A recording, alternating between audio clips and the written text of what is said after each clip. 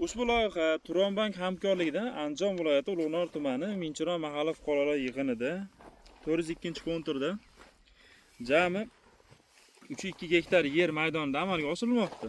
Ekin turi tarvuz. Bu yerda ekilgan zamonaviy usullar bilan parvarishlanmoqda. Hozirda ekinlarning holati juda yaxshi. 121 kunlarda, 125 kunlarda pishadi. Ekinlarning yetishtirish davomida sug'oriladi, tabiiy mineral o'g'itlar bilan oziqlantiriladi.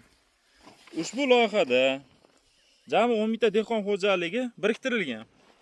Loyihaning samaradorligini oshirish maqsadida lider tadbirkor Turon yerlari ichiga biriktirilganligini ma'lum qilamiz. Ushbu yerlarda jami 150 tonnagacha hosil yig'ib olinishi kutilyapti, rejalashtirilganda.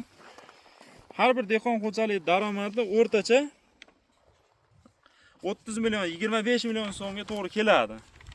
Mazkur hosil yig'ib olingandan so'ng ikkinchi ekin ham yuqori daromadli ekin ekish rejalashtirilgan.